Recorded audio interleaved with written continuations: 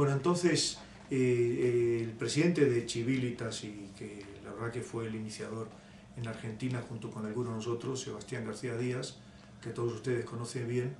ha hecho de disparador en un debate global que prometimos iniciarlo antes que acabara el año 2010, y lo hemos iniciado, hemos cumplido in extremis, pero hemos cumplido, sobre la pregunta que él ha formulado, que nos ha propuesto, es ¿hacia dónde va el mundo? Que a lo mejor puede parecer una pregunta demasiado general, muy teórica, un poco juvenil o romántica, pero sin embargo yo al principio me dio una impresión de algo demasiado tópico o utópico. Sin embargo, consultando con personas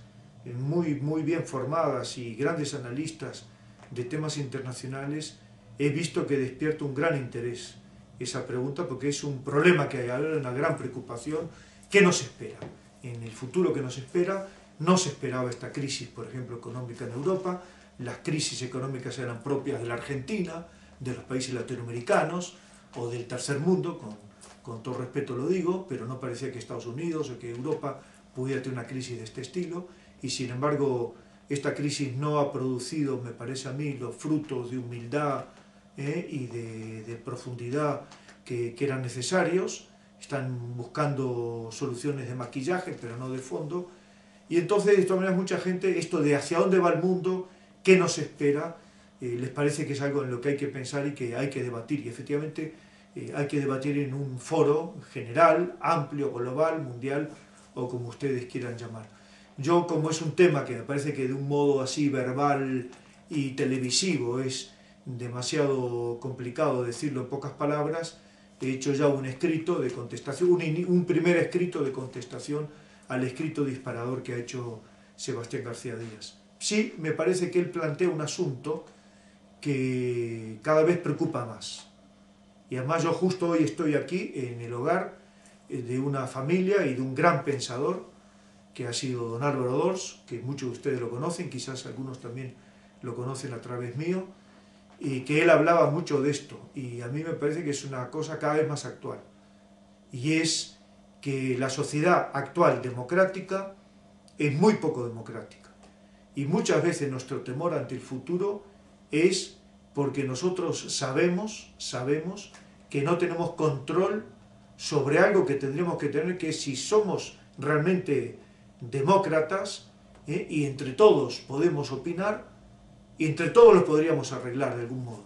Y sin embargo nos damos cuenta que vivimos en una sociedad teóricamente democrática, pero que en el fondo hay unos poderes constituidos muy fuertes y muchas veces invisibles sobre los que no podemos influenciar. Y efectivamente esta es una de las limitaciones que mucha gente joven tiene cuando uno empieza a analizar filogenéticamente ese desinterés, ese desprecio, esa inhibición ante la vida política. Mucha gente joven en el fondo te dice: esto no se puede cambiar, aquí los que manejan el cotarro son muy pocos y son muy poderosos, y aquí hay que intentar sobrevivir, y yo me refugio en mi vida, en pasarla lo mejor posible, hago el bien incluso a través de una ONG en temas de filantropía o caridad inmediata, pero plantearme preguntas generales y respuestas como ¿a dónde va el mundo y qué puedo hacer yo para mejorar ese mundo? Les parece utópico, les parece romántico, les parece un imposible.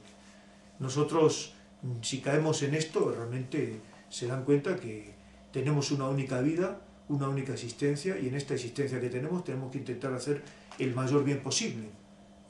y además intentar mejorar la sociedad a la que pertenecemos. Quizás este sea un punto de reflexión interesante, de cómo hacer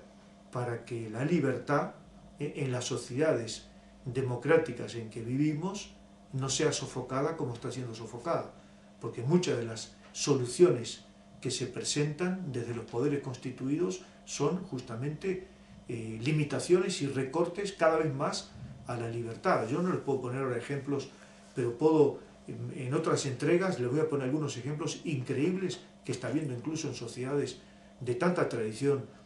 democrática como algunas de las europeas, puestas como solución a la actual crisis, que sofoca muchísimo la libertad.